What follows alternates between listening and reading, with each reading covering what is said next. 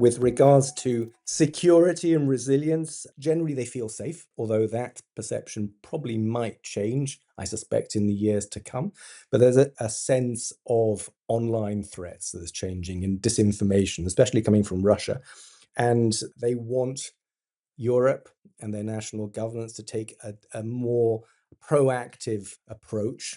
This is across Europe around defense and cybersecurity. And they also acknowledge that the use of AI in that particular field might be something really, really important to do, especially within the context of cybersecurity and misinformation. Citizens in Europe want their governments and the EU to be more proactive on defense and cybersecurity. This is one of the conclusions of a new study soon to be published by Debating Europe, the Citizens' Engagement Unit of Friends of Europe. On climate, no big surprises.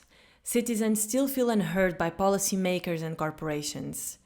They want stronger policies, more corporate accountability, and they don't want to bear the costs of eco-friendly options. And many of the young participants feel still unheard by policymakers and businesses on climate. They want stronger engagement and stronger policies from government and corporate accountability, because they feel that they don't want to sort of bear the cost of eco-friendly choices, and they feel that they want to make a difference, but the choices that they have are too expensive. It's not really within reach for them, and that is a sore frustration for them. From Friends of Europe, this is Policy Voices. I'm Catarina Vila Nova. If you haven't already, please take a moment now to subscribe to Friends of Europe's podcast wherever you're listening to this now, to never miss an episode of Policy Voices. Today on the show, Voices for Choices. I'm joined by Adam Nyman, Director of Citizens Outreach and Engagement at Friends of Europe. He came on the show to talk about Voices for Choices, a report soon to be published by Debating Europe that is the result of an engagement of more than 2,000 young citizens across Denmark, France, Germany, Italy and Poland. They were asked about the big-ticket items in Europe nowadays: sustainability, prosperity, security and democracy. Here's my conversation with Adam Nyman. Adam, can you explain what are the objectives of Voices for Choices? What is this project that Debating Europe is launching, and how does this project build on last year's 2024 Voices? Yeah. So Debating Europe is the citizen engagement unit of the Brussels-based think tank, Friends of Europe. And as a think tank, we are working on designing a renewed social contract for Europe over the next years. So till 2030, that is our main body of work. What does that mean? That means that all the work that we do as a think tank is in the various areas of expertise that we have, will be seen through the lens of the renewed social contract. So things like our areas of expertise on digitalization, on peace, security and defense, on health, and so on and so forth, will all have a twist around renewed social contract. We'll be working with policymakers and stakeholders from across the national and political spectrum, coming up with ideas which will then form the backbone of this proposal. But everything is kickstarted with citizen data. So we engage citizens from across a variety of European countries in their local language, asking them questions that mirror the activities of Friends of Europe. We harvest that data via focus groups and surveys. We analyze the data, and then we publish it and use it to underpin all the activities of Friends of Europe around the renewed social contract, so that all these activities have a citizen dimension to start with, and are therefore very much citizen driven. And after all, the renewed social contract starts and should end with citizens. And so last year you engaged 2,024 citizens, of course, for the year of the 2024, for the 2024 Voices project. And so this year it's Voices for Choices. How is this a continuum project? So what's going on this year? So last year was our first launch of this renewed social contract project. And therefore, we launched our first focus group and citizen engagement exercise with 2024 Voices, which, as you said, was a sort of a marketing gimmick, if you like, to reflect the fact that we were going into the 2024 European Parliament elections. So we engaged 2024 citizens from 7 different countries in a series of identical focus groups. And the countries in which we ran the focus groups were Poland, Spain, Sweden, Germany, France, Italy, and Belgium. And we asked them we engaged them in 4 different focus groups, which were identical in each of the 7 countries. And the themes were broadly cost of living crisis, perception of risk and security, green transition, and democracy and the rule of law. And we were able to harvest all that data. We ran the focus groups in their local languages to make sure that we had a true cross-section of society. So it wasn't just a small group that could speak English across all those countries, but we truly wanted to make sure that we got people from all walks of life to sort of give us that richness of data. And we then compared the data from all of those countries and used that again to underpin what we did. And the questions that we're doing throughout 2024. And the questions were very broad, deliberately, because we wanted to kickstart a conversation. So for us, this engagement with citizens is going to continue up until 2030. And we'll be doing it on an annual basis. So 2024 Voices then mutated into Voices for Choices, which was, as you mentioned, a survey of 2,000 people in 5 different countries this time. And those countries were Poland, Denmark, Germany, France, and Italy. And we broadly asked them questions on the same topics as last year, but we went into a greater level of detail. So we're asking them more we used the outcome of last year to sort of dig deeper into what they thought. And we did that via a survey, as I mentioned, and the results of the survey will be launched on the 7th of April, so shortly. And so last year, you engaged 2,024 young citizens across 7 countries. This year, it will be 2,000 citizens across 5 different countries. So the question that comes to me is, how do you ensure that the data is representative of different perspectives, different countries, different cultural backgrounds? How do you account for that? Yeah, so that's a very good question. So what we do is we want to make sure that we have a geographical spread of different countries in Europe, so north, south, center, east, west. And in each of the countries, before we start, we map the background of the citizens, or the profile of the citizens that we want to engage.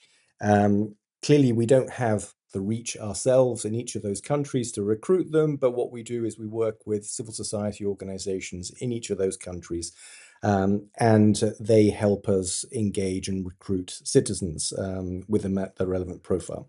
One of the interesting things that we do also, in addition to engaging them in the focus groups and the surveys, both last year and this year, we then, once we publish the data, we have an additional step. We engage citizens who took a representative sample of citizens in each of those countries in a series of local events in which they will have the chance to ask questions and probe a key policymaker who has an expertise in a particular recommendation that came out of the study. So that it's a way for them to further engage with policymakers. So one of the key things that we want to do is not only listen to their voices and sort of make sure that they are present and we have citizen data at the heart of everything we do. We actually want to make sure that the citizens that we engage feel that they're getting something additional out of this whole exercise, that they are breaking down the barriers between them and policymakers, and they have an opportunity to truly engage. So it's not just something that is academic or abstract for them, but something that they can live in real life, if you like, and something they can experience. One of our key strategic objectives as a unit and as an organization as a whole is to help regenerate democracy. which sounds like a really ambitious project and really ambitious strategic objective. But concretely, what that means is that we want citizens to feel their voices are heard. We want them to feel that they have agency, and they can change things, they can change issues and get involved. Basically, we want them to take their role as citizens more seriously, and we want them to get excited about the possibilities of engaging in politics as a whole. And for us, politics is not party politics, it's just politics defined in the most broad possible terms. Once we have them excited about the possibilities of engaging, and that is done again through having their voices heard, making sure that they know in which settings their voices or their opinions are being aired, but also having the opportunity to have a real life event and speak in front of a real policymaker and push them on that issue. So once they're excited about that, we are soon going to be launching a second strategic objective, which is citizen capacity building, which in short means training citizens to be more active in the policy spheres. And that will be as basic as how do you lobby a member of your local council or a member of parliament? How do you make a speech in public? How do you build a social media profile? How do you build a following or a community? Many of these things we take for granted, but for the vast majority of people, it's not obvious. And we want to make sure that they have that skill set and those tools. What they do with that is completely up to them. So we're not going to tell them, we want you to focus on this, but we just want people to engage, because we know that the more people feel that their voices are heard and the more they can engage, the higher the chance that they actually turn out to vote in the next elections. And that can be a local election or a national election or a European Parliament election. And that for us is core to what we want to do. And so similar to last year, the main topics for this year are sustainability, prosperity, security, and democracy. How and why did you land on these big four? Because these were the main topics that were reflected, we decided on as a think tank, that as a whole, and it wasn't our unit, but it was the think tank as a whole that just wanted to use that as the cornerstone to kickstart a series of debates around how to build a renewed social contract. So all our work and the topics that we focus on as Debating Europe mirror the activities of Friends of Europe. So our work goes beyond the launch of a lovely glossy report. It actually, as I mentioned, fuels all the activities that Friends of Europe has throughout the course of the year, be that a summit or a local debate, or articles or even podcasts like this one.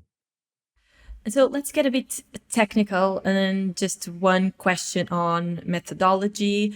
So 2,000 people again. Are you then starting with a survey? Are you going on focus groups? You already mentioned that this year you want to go more into depth vis-a-vis what was done last year. So if you can just run us through the methodology of the project until you come to the final report. Absolutely. So it's multiple steps.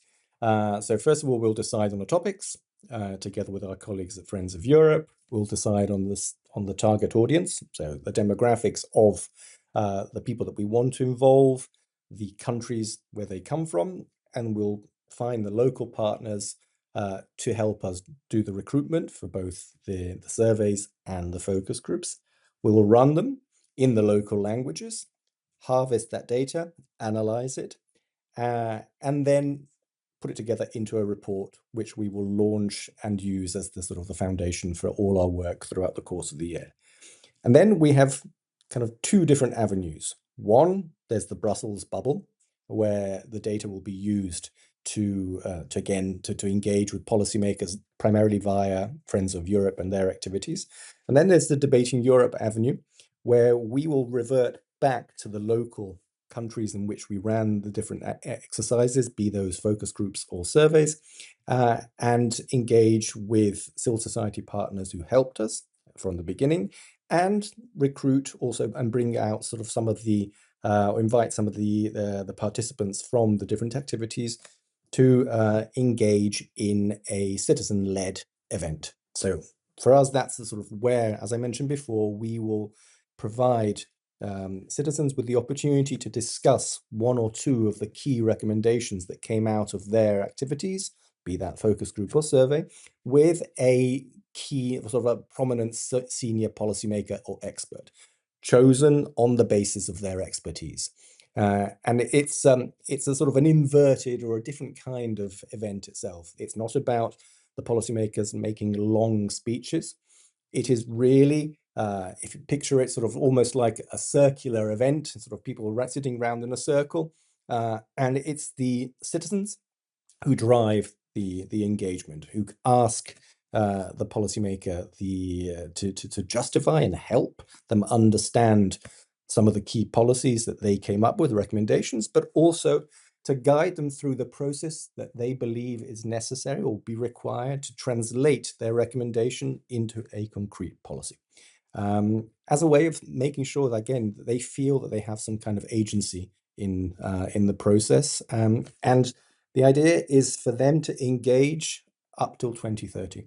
So we want to engage them in a variety of focus groups and surveys on an annual basis and multiple times, sometimes throughout the course of different years, on a variety of topics, to really capture their opinions, to then help formulate policy. So the report will be launched on April 7th, but what can you already tell us about any insights, any particular concerns from citizens, from the focus groups? What can you already share with us as a sort of a teaser? Well, there's a couple, which obviously I can't give you the full data set because that's all part of our launch strategy, but there's also three key areas of climate and sustainability. And many of the young participants feel still unheard by policymakers and businesses on climate. They want stronger engagement and stronger policies from government and corporate accountability, because they feel that they are bearing the cost of so-called they don't want to bear the cost of eco-friendly choices, and they feel that they want to make a difference, but the choices that they have are too expensive to actually make anything. So buying eco products, having to choose between flying and taking the train and so on and so forth, is not really within reach for them, and that is a sore frustration for them. With regards to security and resilience, there is generally they feel safe on a day-to-day basis within Europe, although that perception probably might change, I suspect, in the years to come. But there is a sense of online threats that is changing, and disinformation, especially coming from Russia. And they want Europe and their national governments to take a more proactive approach, and this is across Europe, around defense and cybersecurity. And they also acknowledge that the use of AI in that particular field might be something really, really important to do, especially within the context of cybersecurity and misinformation. And then one of the other key things that came out is sort of equity and prosperity. So the rising living costs have led to a lot of financial worries. So our participants who are from 80s in this latest survey, who are aged between 18 and 35, are calling for more policy solutions that are affordable, such as housing, minimum income, and job skills.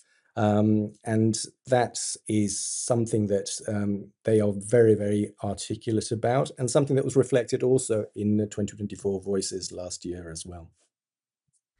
So once the report is launched, how will you make sure that policymakers will actually pay attention to it, and that ultimately the project will be able to influence policy decisions in the EU bubble, but also beyond? That's a very good question. Having impact is one of the biggest challenges that we have. So that's where we actually fall back on our colleagues from Friends of Europe and the activities that they all run with the great and the good, both in Brussels and across the member states. We want to make sure that they, in the working groups, in the summits, in the events that Friends of Europe has, are aware of citizen data and use that data as a springboard to fashion more evidence-based policies. So it's very much up to us as a think tank as a whole to make sure that citizen voices are heard, and they're heard in the right place at the right time and within the right context, so that they are used to, as I mentioned, to fashion policies and be the foundation, the cornerstone of debates that happen throughout our organization and throughout the year. And finally, where can our listeners find the reports once it's published? They will be able to find it both on the Friends of Europe's website, on Debating Europe's website, and our social media across the board. Wonderful. Adam, thank you so much. Thank you. Bye-bye. And that's it for today's show. I'm Catarina Vila Nova, and Policy Voices will be back again next week. Until then, goodbye.